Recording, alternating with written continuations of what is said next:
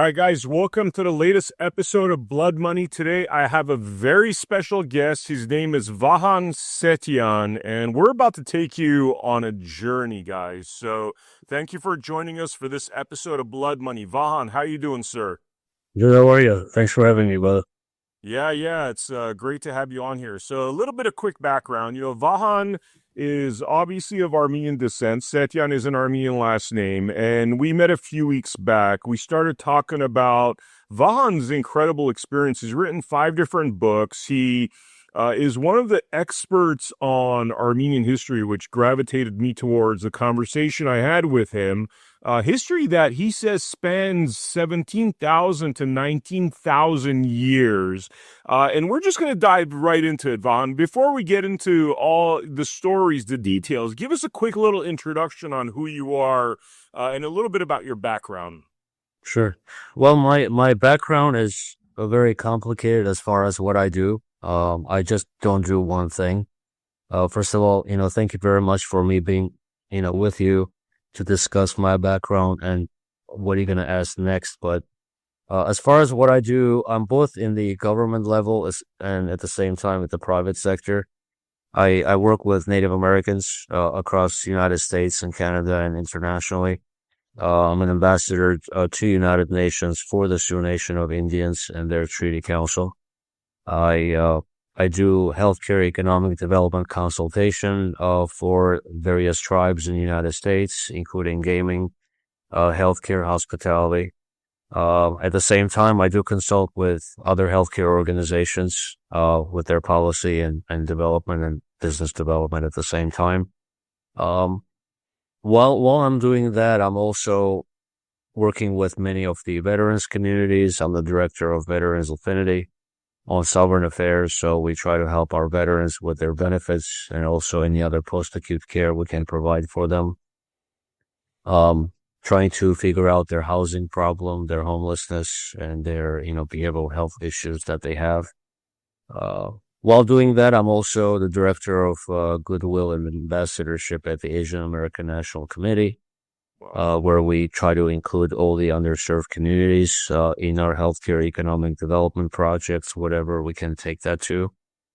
Plus, at the same time, I've been involved in ancient historical examination of language, and I've written several books on that. With my own perspective, with consulting with other experts in the field.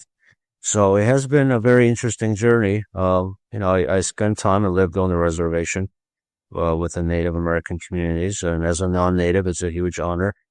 At the same time, it's a huge burden to see all these things happening within the United States, and the media doesn't cover that. So that's something that I always try to put at the forefront of media and books for the public to know that, we have many underserved communities that the media doesn't talk about, and we need the attention to be misdirected and allocated to those sectors where we can help them, with their elements that they're facing every day. So, again, I am in various fields, but at the same time, I'm trying to just do as much as I can to help the communities that need the help with the help of the investors and, government officials and the private sector, to make things better for tomorrow.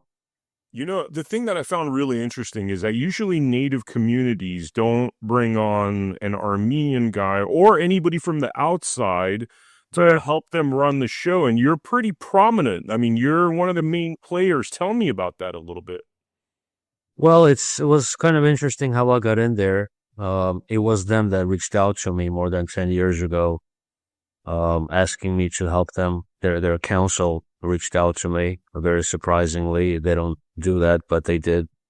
As a healthcare consultant, I was helping few companies here in Arizona, especially with elder care and cancer care for the seniors. So they heard about me and they gave me a call. So I drove out there to their capital at Window Rock in the Navajo Nation, which is the largest tribe in the United States. And then after we had our first meeting, I realized that they do need a lot of help. And it's a matter of making a decision whether you forget what you heard and what you saw and you go about your day, or you decide to stay and help them out. And I have this feeling that I may have the capability for me to help them, especially the cancer patients and their elder veterans that are on the reservation that are suffering. The first few years was very difficult. Obviously, you're a foreigner in those lands. They don't trust you and all. But I befriended few good people there, medicine men and former tribal council members that saw that I'm really there to help them. I'm not asking for money or to, steal their land or poison their water. Sometimes they even think that way. So eventually, after a couple of years, I established the first hospice program in U.S. history on tribal lands, under the presidential mandate approved by the Department of Justice. And it was the first time in both U.S. history, tribal history, history of the Armenians that an Armenian went there on the reservation to make this happen. And we were in a newspaper, and then eventually I went to Congress to a testimony to this effect. And I started helping other tribes, to realize what it means to really go outside their borders and find solutions that really work. So now I'm hoping that more and more of this will permeate in other tribal nations for them to see that there are many programs out there that should come into the reservations to help them instead of them just suffering because there is no help. Wow, wow. So, okay, what are some of the things? Because, when you talk about sovereign Native American land, to most Americans, they haven't even been there. They don't know what it looks like. Right. We just don't know much about it. And you're right, the media doesn't talk about it much. For people that want to check out the sovereign lands, I mean, you should look at the map of all these Native American lands and see how much of it is sovereign Native American. But what goes on on these lands? And what is it that you think they need help with over there? Well, they need help in all the sectors you can imagine, from food to energy to water, to cleaning their environment. Within the Navajo Nation, there's still more than 30 uranium mines from World War II that haven't been cleaned yet. So they still have the black lung problem. Their water is poisoned. So they can't even drink their own water. They have to go to maybe 30, 40 miles to a gas station to get water to bring back to the reservation. Imagine how devastating that would be, if we had to go through the same thing where our lands were poisoned. At the same time, many people don't have the housing that they should deserve, that they deserve.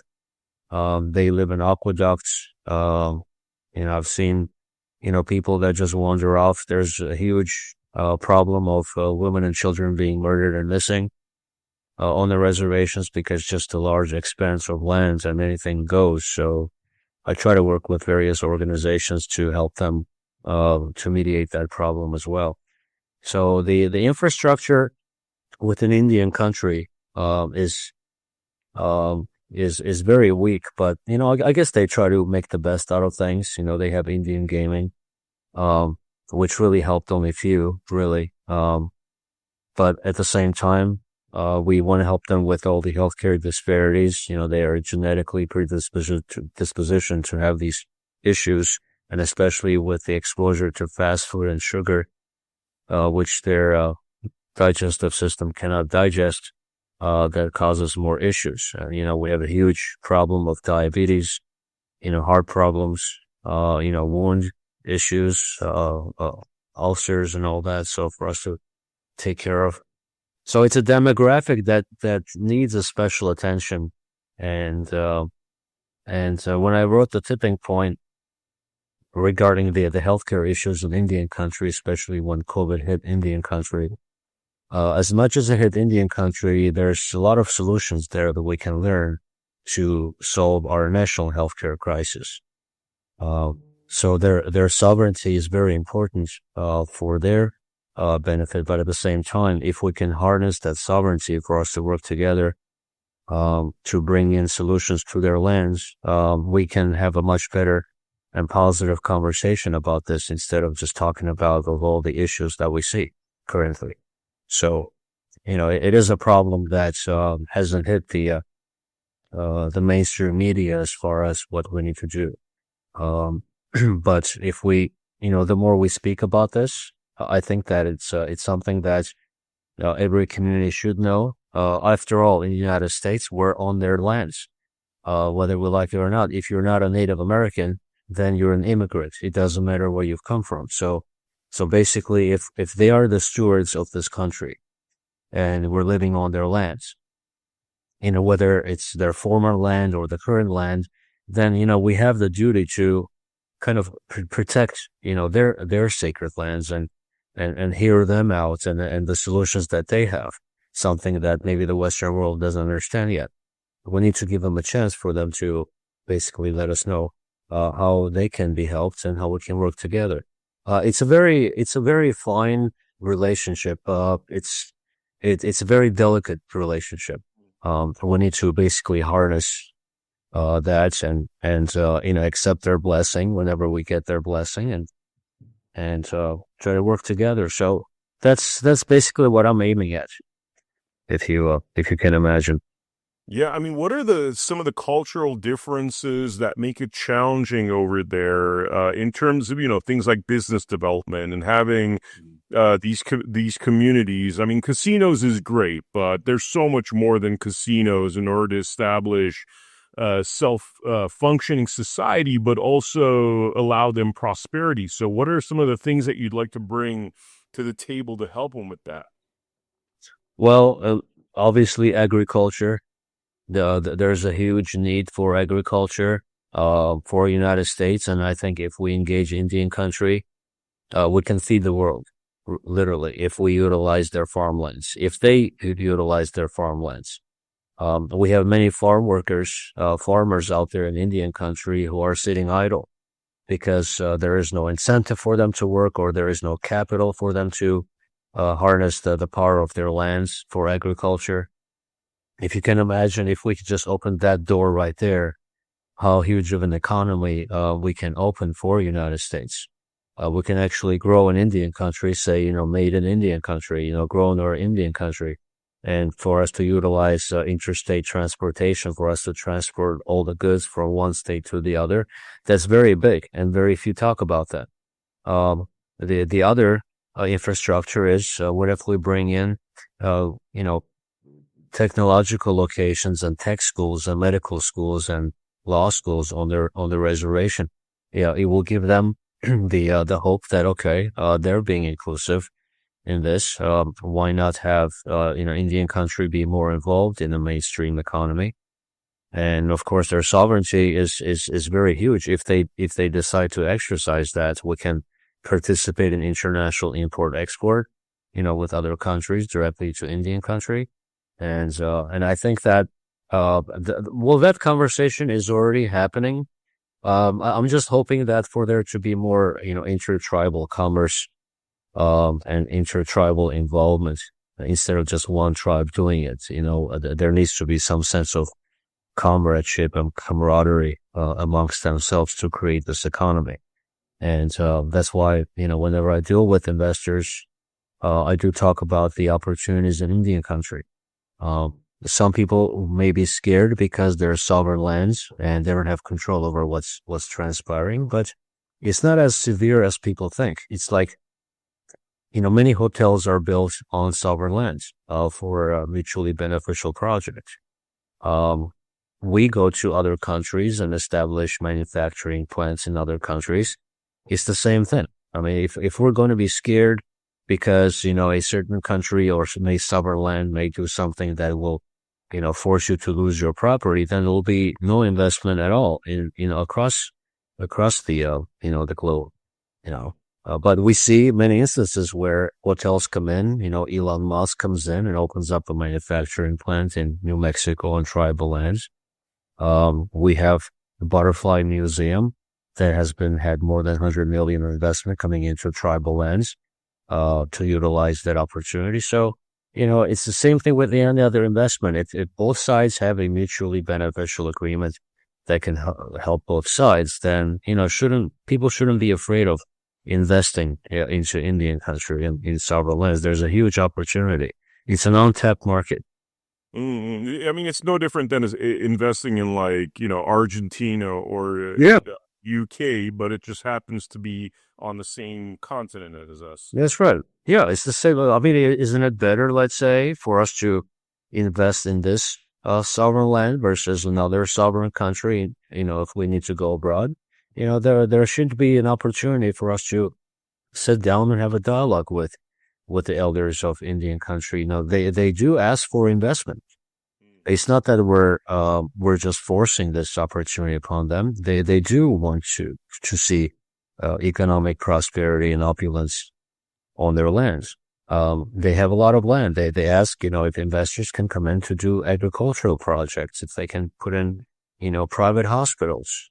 And as more and more as time goes by, you see, some tribes are clever enough and smart enough for them to create these agreements with healthcare organizations for a hospital to come in, or a healthcare organization or a clinic. And you see a lot of that. I'm in Arizona, so I see a lot of that happening on reservations. It's basically making the economy boom. It's creating a lot of jobs, and also at the same time, it's giving back to the Native American community for them to be able to fund their own projects. The one has been on hold for so many years. Wow, wow. So, I mean, what's prevented him from, until this point, in bringing in a lot of investments? Is it a matter of having somebody like with your experience to be able to lure that kind of investment, or what's been the? 100%. I mean, but you need somebody inside to come out and say, listen, guys, this is the opportunity, and this is how we can restructure or structure the deal. These are the elements, these are the processes. Unless that conversation is had between the elders of the reservation and then the outside, no progress will be made. And fortunately, I have been amongst them, for me to learn all this, for me to see what works, what doesn't. So when I come out and have conversations with investors, I already have done the hard work, something that will save on time and capital on the runarounds and the labyrinth and the bureaucracy of things. It's the same thing as dealing, let's say, with China or Japan. You need to understand their culture. You need to find a way for you to have a dialogue that makes sense for both sides. And you can't have that until somebody or people from where you want to do business at comes out and says, okay, guys, this is the platform now. If you listen to me, if you follow these directions, both sides will win. So it's the same situation. And I think that's why I see more and more investors, reaching out to me, for any of the opportunities that comes around, for us to do on tribal lands. Stem cell research and treatment, for example. Bringing in, the wellness destination, on the reservation versus our own citizens going to other countries for their wellness. I mean, we see it all the time. Instead of us bringing the world here in the United States for wellness, Yeah. we have our own citizens go to other countries and spend the U.S. dollars abroad instead of the world coming here. So that's the other project that I'm working on.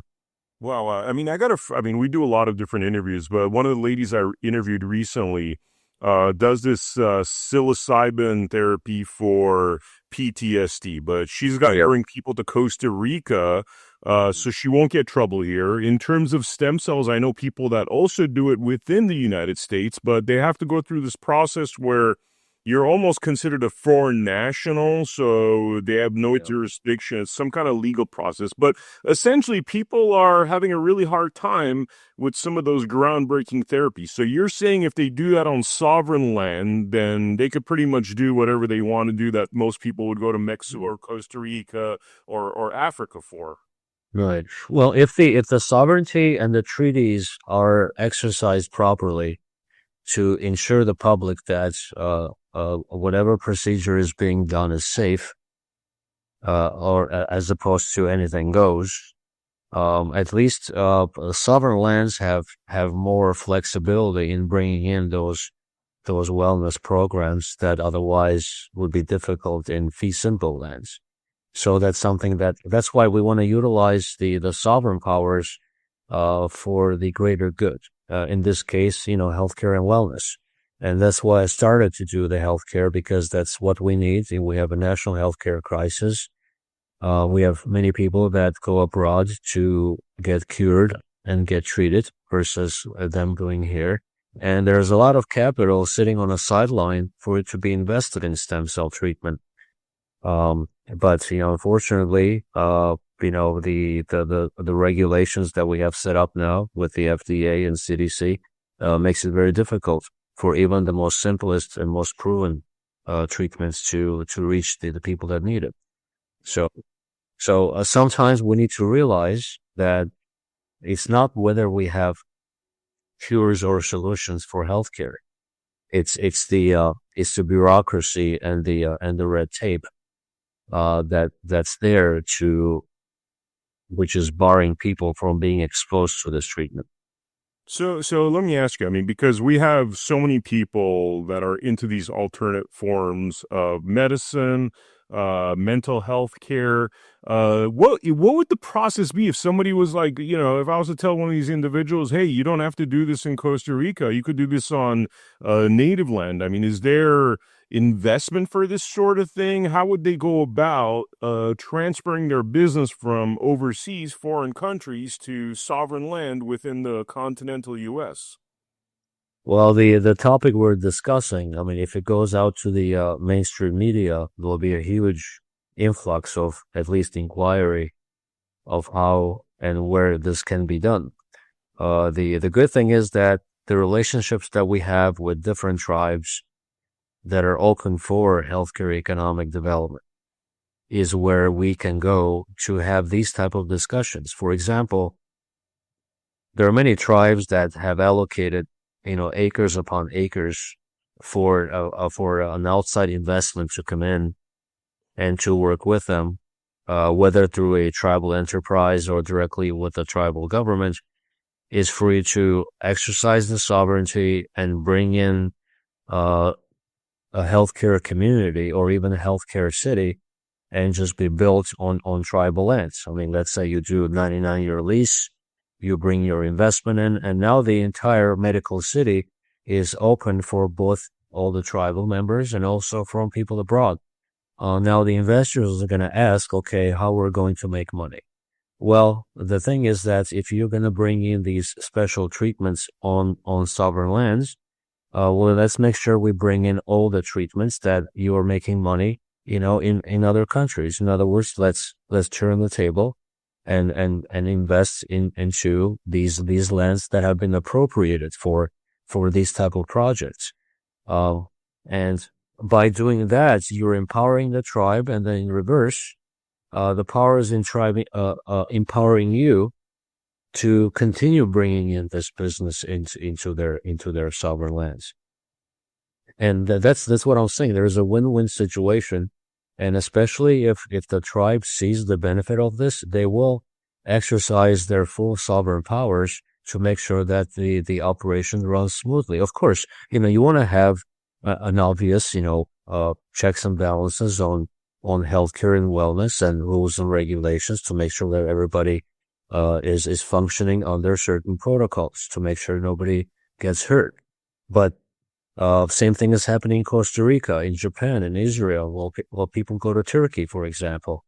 If a U.S. citizen goes out there to do a special treatment, I'm sure they do trust the system there, because they're not going to go through their protocols and regulations and read everything and then make a decision whether it's a good idea for them to do that treatment. They go there because, the structure already has been put in place, and people go there. And through hearsay, they go and do the same procedure. So same thing can happen in the United States, where the world can come to the United States for all their wellness needs instead of just coming to the United States to do a specific, surgical procedure and then leaving. Yeah. So that's a huge opportunity right there. Yeah. I mean, it's interesting you mentioned the FDA. It has things, and I totally realize you're politically connected. You might have to be careful with your words here, but has our country become so corrupted where we're not allowing some of the obvious things? Look, I understand if it's experimental and that sort of thing, but we know that stem cell therapy helps a lot. I have a friend that does it as a U.S. sovereign, by not allowing jurisdiction due to her paperwork. And she keeps sending me, stage 4 cancer patients that she's reversing their cancer using this. So obviously there's something that's working there, but has it become so corrupted where we're not allowing this sort of thing? Well, obviously, I mean, it's not that we don't have solutions for it. It's the bureaucracy and the red tape that is barring us from giving the solutions to the people. Um, I mean, if you're a big pharma, for example, and as a scientist, I come in and say, listen, I found cure for cancer. What's going to happen to me if you rely on continuous, sick care? Why would an overnight healthcare solution serve you as a big pharma? See what I'm saying? So Yeah. that's basically the main concept is that you cannot solve, let's say, a healthcare problem and then expect the medicine community or the pharma community to celebrate, because that's hurting the business. And of course, the triangle of CDC, FDA, uh, and even CMS, they work together. So they need to control all this. So why do we have instances where people go to other countries and get well and better with less money, but here in the United States, you don't have that luxury to do that. I understand, FDA comes in for many other important things. Let's say to make sure that it has quality and it's safe and all those things. Of course, they are needed. But if we have solutions out there in other countries and they can't come in here because the big pharma stops them from doing that, then it's already evident why we don't have those, the solutions that we get in other countries. Wow, wow. What I find very interesting is your Armenian background, and Armenians are the natives of the Caucasus, that region between, anywhere between what's currently Istanbul, known to us as Constantinople, and then you have all the way to what is modern Armenia. I mean, that's the historic lands of Armenians, and the Armenians are the natives of that region. Yet, a lot of us were displaced because of a genocide. And now you're helping Native Americans, which I find fascinating. So I'm not really asking you a question here. I want you to talk about that topic, your Armenian background, how that relates to the natives, and what you could tell us about that topic. Well, the way we talk about Native Americans in the United States or the First Nations in Canada, or the other indigenous tribes in other countries, Armenians are indigenous. If you look at from the tribal standpoint, when we talk about sovereign tribes or sovereign people, we are indigenous, to our ancient Armenian highlands, same way as Native Americans. So if an Armenian sits down with a Native American, they are both indigenous, but they're just from different worlds, basically. So that's how old the Armenian people are for them to consider themselves to be indigenous to the Armenian highlands. And for after, let's say, 17, 18,000 years later, there's this Armenian guy, in the United States is now working with the Native Americans in the United States. So it's a very interesting kind of a journey. But yes, as far as for the Armenians themselves, we have dealt with, all the tribes across the world throughout the millennia. It seems like we have traveled the world. We have navigated, around the earth, and we have met other indigenous people from Polynesia all the way to Japan, all the way to the United States throughout our course of navigation. It's just that time forgot. Time made all this for us to forget. It was never written down, but we tend to see some fingerprints here or there of our travels across the world. That's why my second book was called Language as a Fingerprint, because if you really examine the Armenian language, you can see its fingerprints across the world. Wow, I mean, so tell me a little bit about that. When we met, we were talking about how, which I was surprised because I used to think Armenians were 7,000 years old. I know we're like the oldest, well, the oldest I know, people in the world. But you're telling me that it's more like 18,000 years old. You had written books on the topic, the idea of fingerprints. I mean, definitely enlighten us as to this rich Armenian history around the world. Well, you mentioned 7,000 years. Even there are many people, even Armenians themselves, don't even go that far. That's the heartbreaking part, is because the educational system has been so fossilized in minimizing the time frame or the chronology of the Armenian people for such a long time, including, let's say, the Soviet era that didn't allow, let's say, one group to surpass another, whether culturally or with a background or with history, that, we're still are under the effects of the Soviet era, marginalization of the Armenian people and the people of the Caucasus. And then combined with, many genocides. And so it wasn't just one genocide.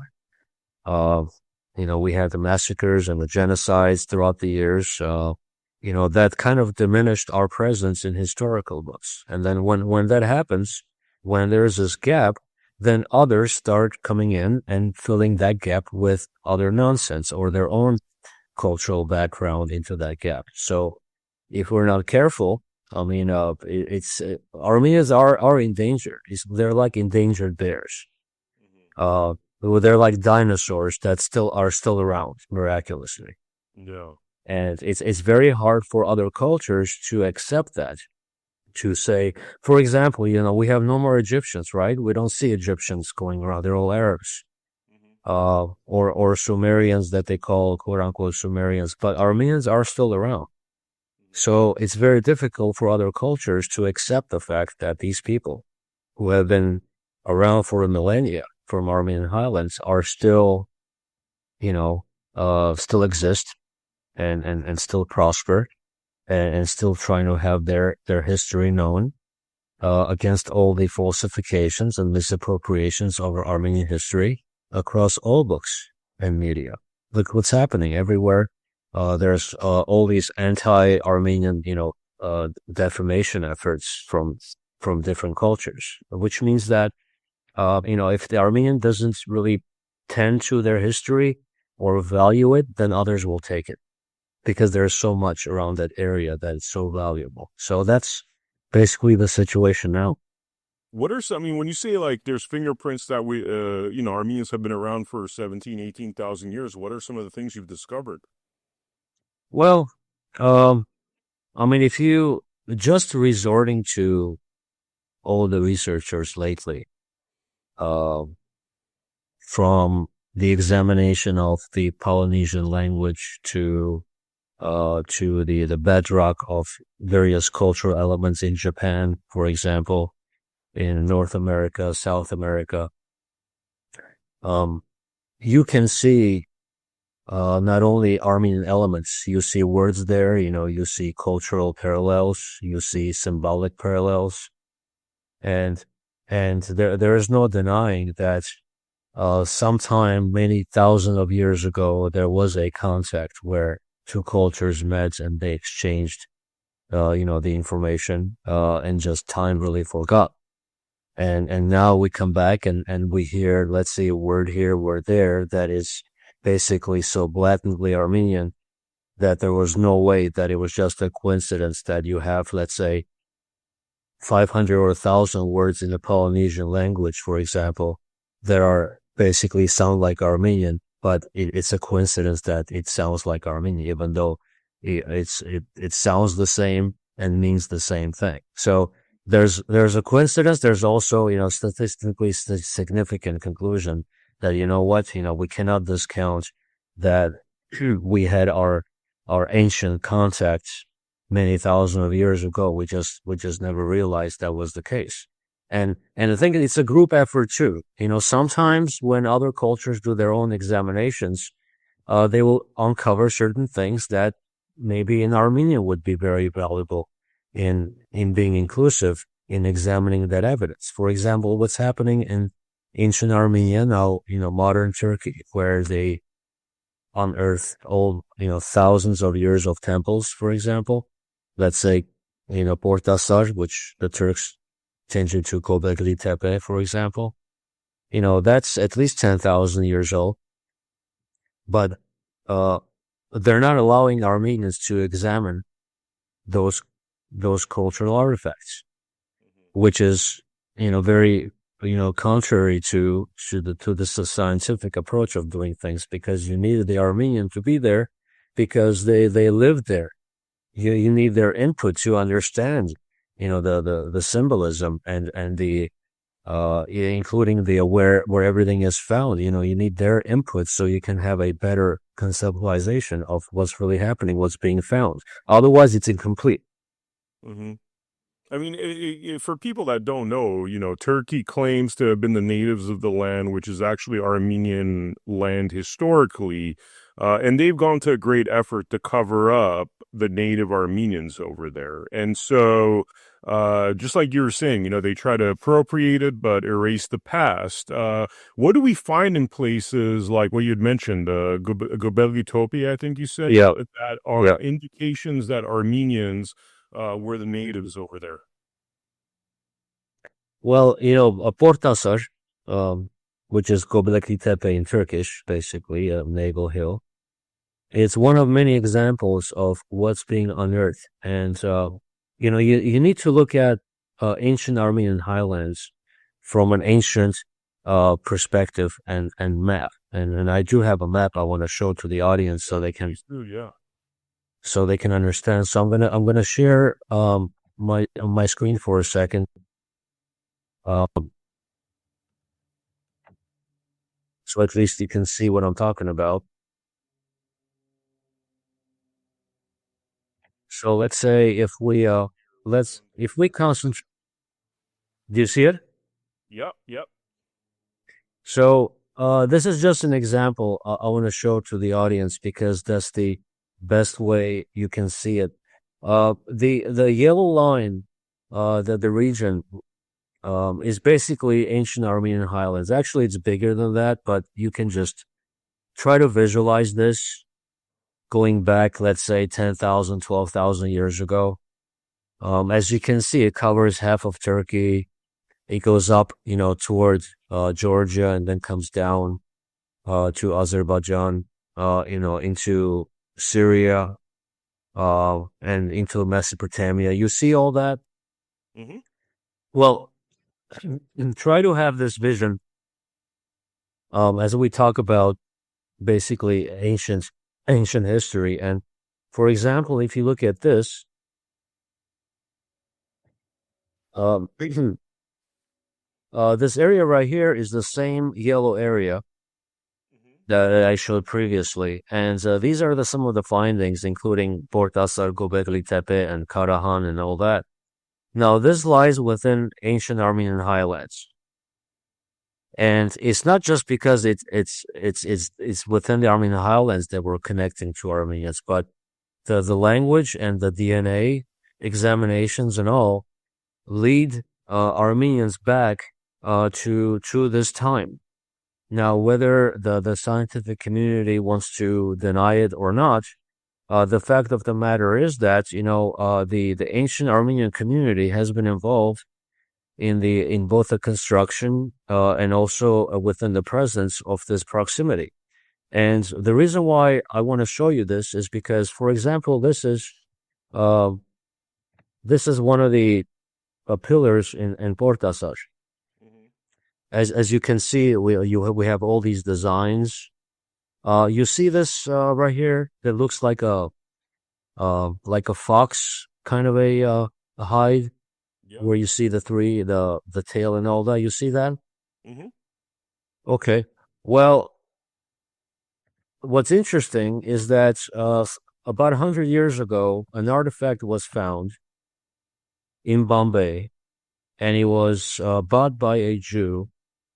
And then that Jew brought this artifact into Georgia, the country of Georgia, into a news center where he asked one of his colleagues if this can be interpreted because not only does it look Armenian, there's also Armenian letters on the bottom. And the interesting thing is that this is a pre-Christian bas relief. In other words, this is a clay tablet that was found, and this is a photo taken from 1903. The interesting is that when you see this the same height here, that's one indication that it's connected to Portasar in Armenia.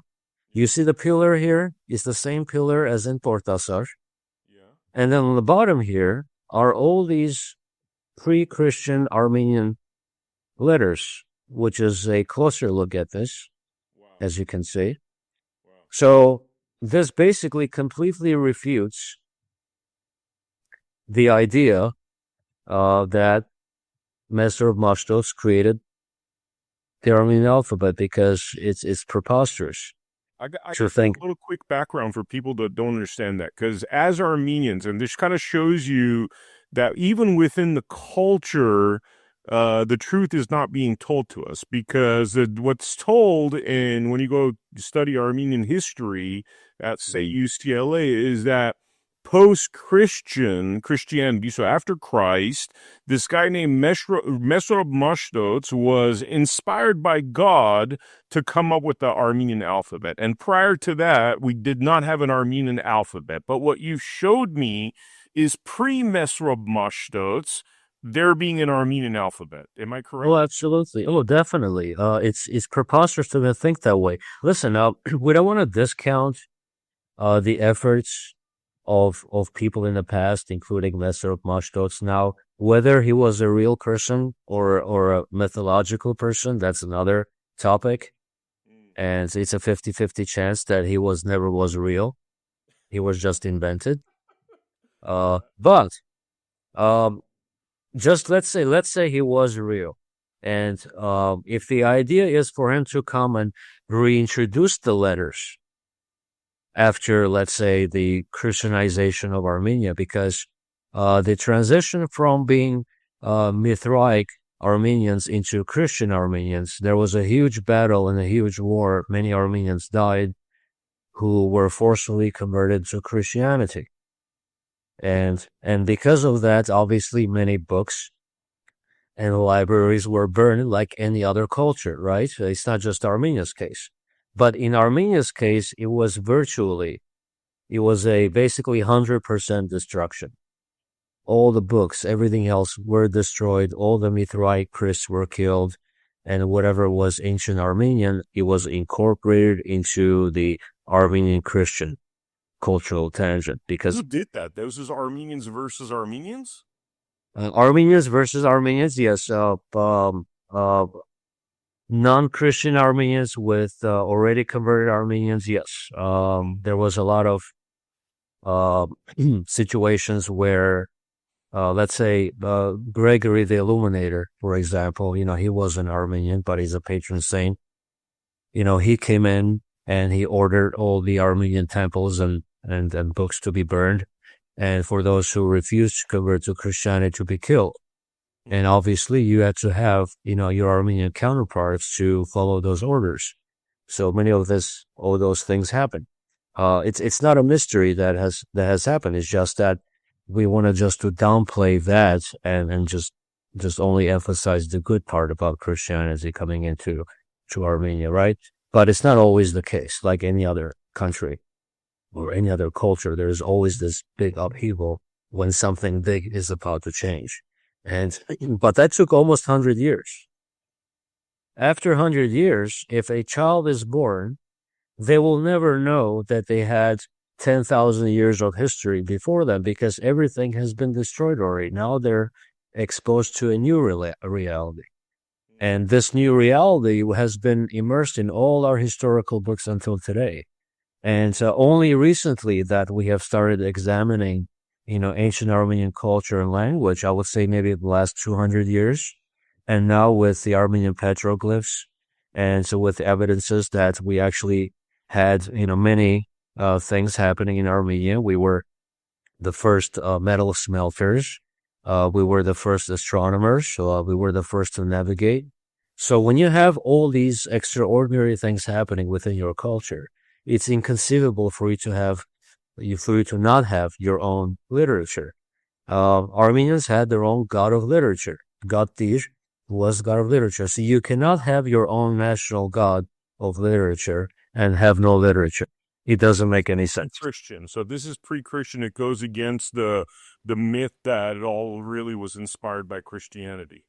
Yeah, that's the thing. And Christianity takes a lot of credit, obviously, because it wants to say that one of their own monks had this divine inspiration. And then, after a while, people start changing the narrative. They're saying, oh, well, it doesn't mean he reintroduced it, or those things. Yeah, there are variations of, so if he reintroduced it, that means we had something before. It's very obvious. That artifact you showed me with the Armenian letters on the bottom, how old Yeah. is that?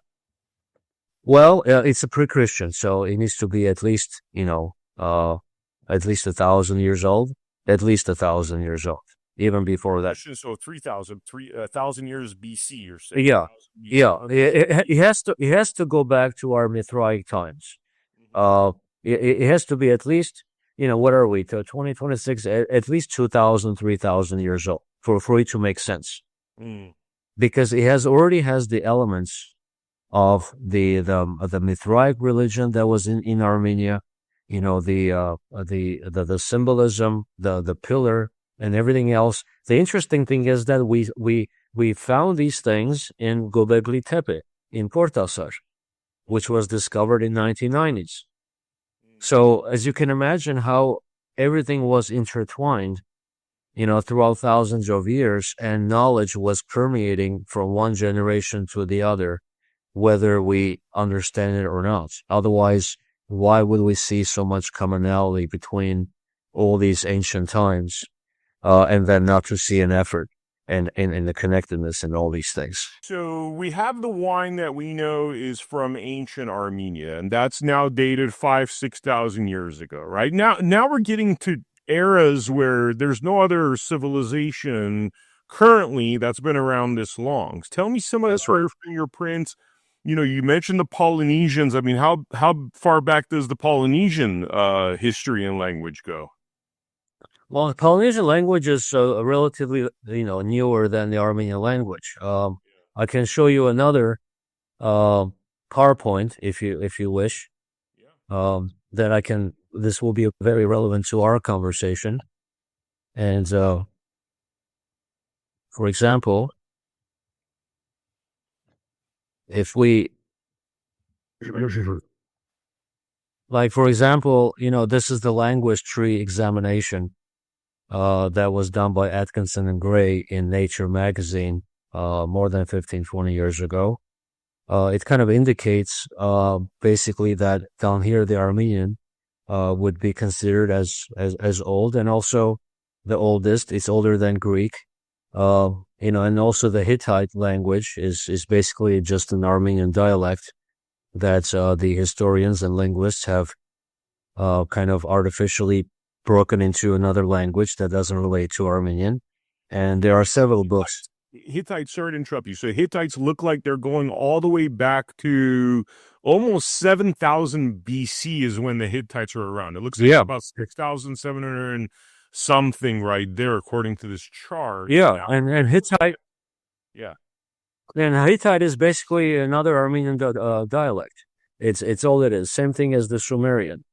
So basically it is the academia recently that has kind of partitioned the Armenians from other cultures and said that, well, they're different and here, there, but more and more evidence shows that they were the same people with different dialects speaking with one another. There are more than 100 Armenian dialects right now, and they're very dialects that basically, even if they speak with one another, they will never understand each other, and they don't even think that's Armenian, even though it's an Armenian dialect. So imagine what was happening many thousands of years ago, and then you have these contemporary linguists trying to divide the people the Armenians themselves from their own dialect and making it into a different artificial culture, basically. So that's Wow. Wow. I went to what's called Western Armenia, Eastern Turkey, and I saw a lot of the Hittite ruins over there. And this is way pre-Roman. I mean, we're going all the way back basically almost 9,000 years ago if you look at the Hittite history. yeah. Um so I mean, it seems as though there's an effort until today to destroy Armenians, defame Armenians. I mean, for people that don't know, there's been 150 years, at least that I'm aware of, since the mid 1800s, where there's been genocide massacre, most recently ethnic cleansing in Azerbaijan, stealing of Armenian territory. I mean, why do people so badly want to destroy Armenia and the Armenian culture and erase us from the planet?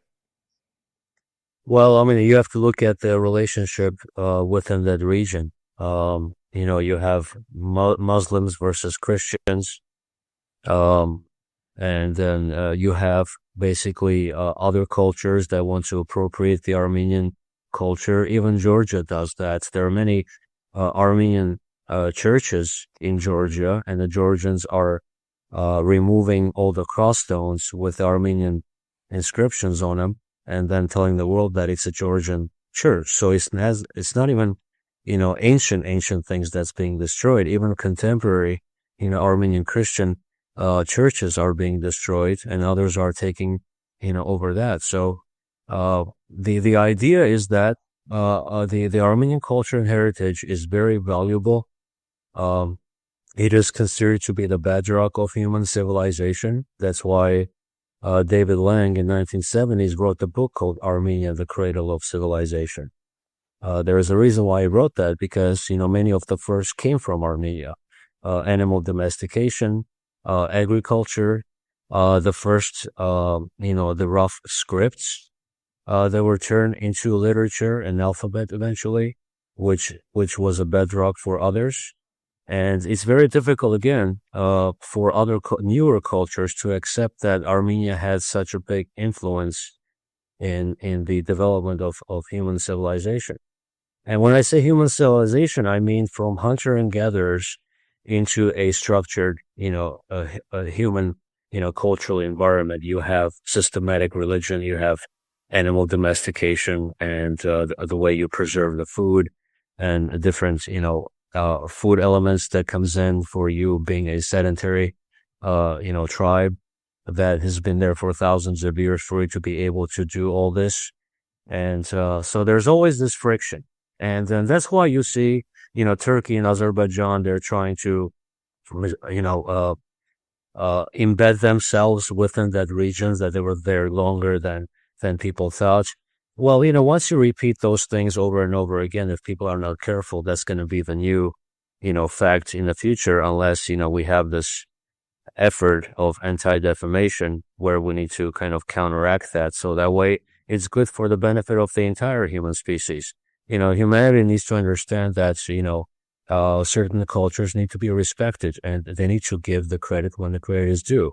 And the Armenians are basically that culture that has given so much to human civilization.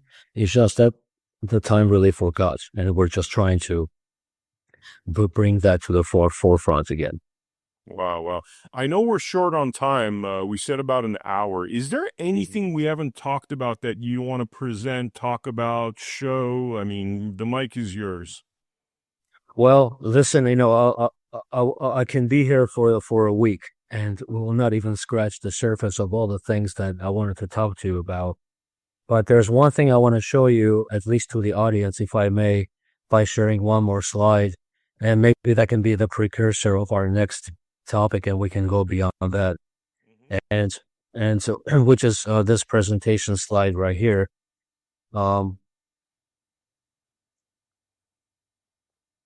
So this is the the evolution of the Armenian alphabet. And from left to right, you can see it started from the petroglyphs. You have Give me 10. a date for the petroglyphs. When are we talking about petroglyphs? Now we're like 15,000 years. Yeah, we are at 15,000 to 20, 17 to 12,000 BC. Mhm. And then obviously it influences the rest as time goes by into the current method. This also has influenced, the Semitic script Mhm. and all that combined. So we're not just talking about the Indo-European, the language and structure. We're talking about overall the alphabetic. And there's one segment I wanted to play a video before we go. His name was Kim Veltman. He was a scientist and he examined all the world alphabets over the last course of 20 years. He was a colleague of mine who passed away from COVID when COVID hit.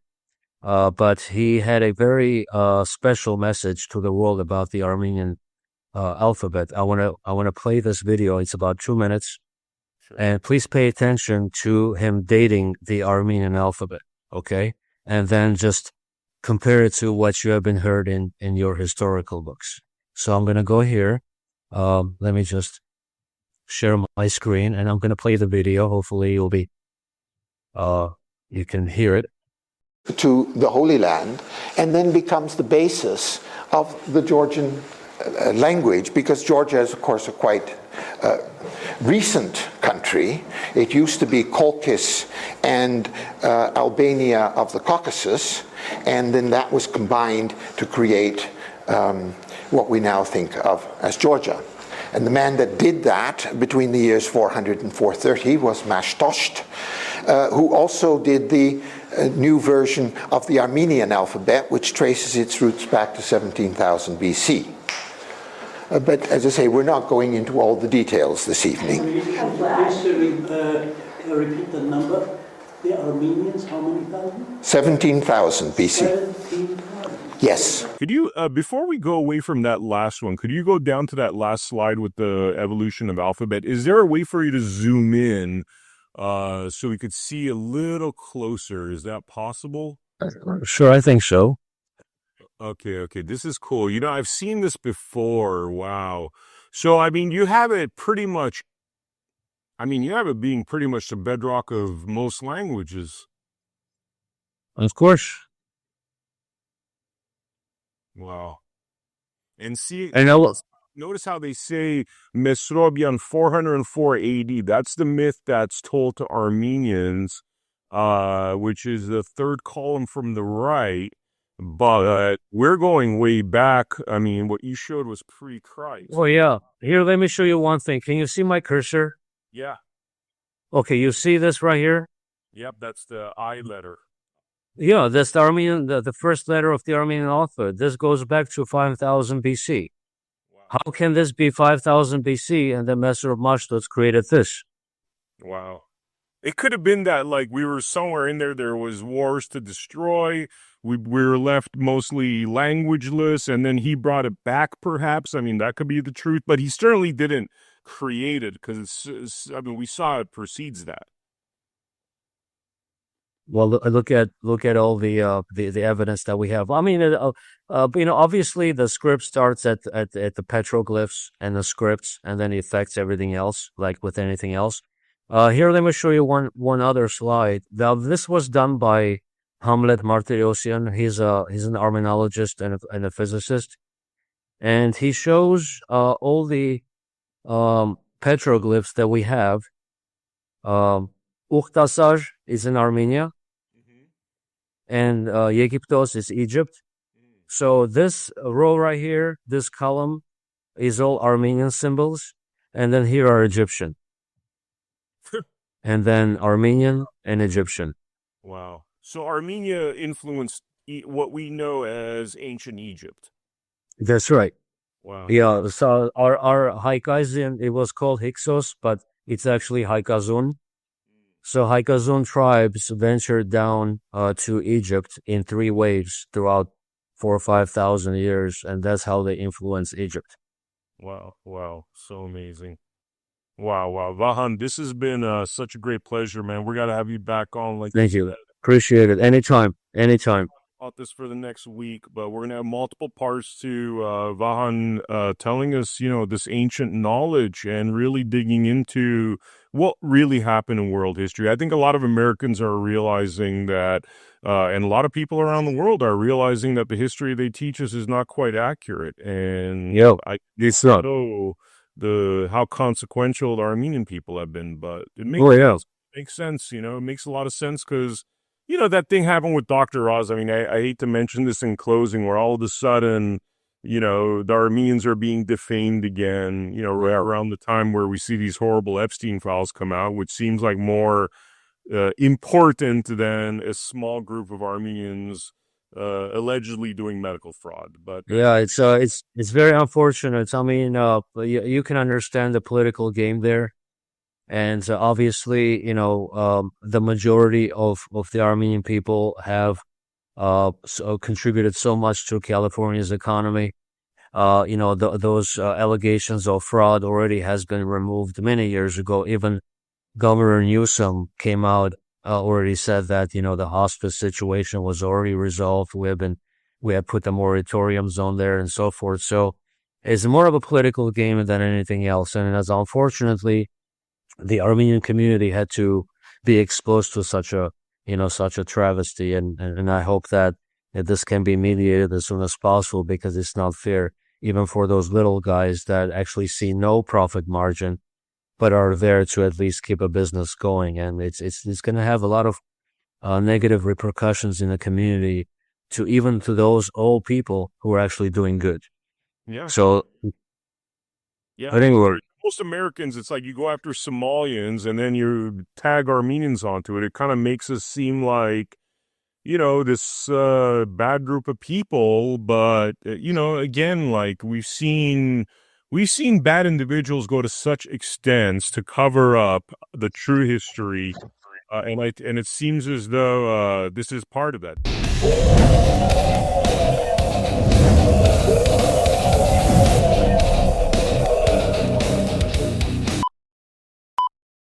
Over the last 30 years, we have seen the value of our work diminish and the price of real assets like land and homes increase to the point that for most people under the age of 40, the hope of owning their own home has been lost. The response of governments around the world to the 2008 global financial crisis and COVID was to defer the cost of these events to the future. They did this by printing money, in effect selling our futures to pay for their bad decisions. This is corporatism, not capitalism. Money printing didn't hurt those in power, nor those who supported them, because they had real assets, property, shares in businesses that rose in price to match the inflation of money supply. But for most of us around the world, it sold our future for a fraction of its value. In response to this, a mysterious figure known as Satoshi Nakamoto created Bitcoin. He wanted to create a currency that could not be printed on command, thereby devaluing our labor. A currency that could be traded electronically between people without intermediation, allowing all of us to participate fairly in the economy. But if you tried to buy your groceries with Bitcoin, you'd stand at the checkout for at least 10 minutes, probably hours, waiting for the transaction to process, and the fee would cost you more than the carton of eggs and bag of apples. Bitcoin's limitations meant that it stopped being considered a currency in 2016 and was instead called a store of value. But it opened the door for someone to create a genuine currency that nobody controlled, but everyone could use. That someone is us. We created the Gajumaru blockchain and the Gaju currency. The Gaju is real money you can use, whether that is to buy a loaf of bread, pay for a haircut, buy a t-shirt, in fact buy or sell anything. It is a currency for everyday use. On Gaju Market, anyone can buy and sell any legal goods or services, just like you would on eBay, but at a fraction of the cost. Like Bitcoin, Gajus are mined on a computer. Unlike Bitcoin, mining Gajus does not require specialized equipment, nor huge power supplies. During our protected rollout, you can mine this on everyday computers, like the ones that sit in your home doing nothing for most of the day. we are working to get millions of people like you to mine the Gaju Maru and be rewarded with Gajus that you can then use as real money. At the end of 2026, the Gaju Maru will open to public mining. By then, we will have brought together millions of people like you to mine the Gaju Maru. This will create such powerful combined computing capacity across so many millions of people that the Gaju Maru can remain highly decentralized, enabling an economy for the people, by the people. To make all of this possible, we offer a variety of mining packages that combine all of the software and services you need on our website, gajumining.com. The software is simple to install, and there is a step-by-step guide that will get you mining and participating quickly and easily. You can buy those packages now. You can start mining the Gaju Maru and being rewarded in Gajus now. Select a suitable mining package from the gajumining.com web store. Install and activate the software on your device and start mining today. This is an opportunity to be part of a movement to restore our humanity, our dignity, our sovereignty, creating a better future for everyone. For the first time in thousands of years, you will directly benefit from your work, your ideas, without being taxed by intermediaries or needing permission to be part of the global economy. We believe that capitalism is I win, you win, we all win, not I win, you lose. That's corporatism. We refuse to pursue venture funding that would demand we play the corporatist game, and chose instead to grow this movement by giving everyone the opportunity to benefit from their contribution to the movement. Just like being able to mine Bitcoin in 2008 or 2009, getting early access to mining the Gaju Maru now allows you to mine the greatest number of Gajus and benefit most from being part of this movement. We want to share that with you. We want the whole world to be part of this. We want everyone who cares about our future to get on board and take this from a movement to a reality. We want to see an economy for the people, by the people, now. Join us. Put your fingerprints on humanity's story, our history. Be a leader in the economic emancipation of humanity. It's simple. Go to gajumining.com, select the mining package that's right for you, and get started today.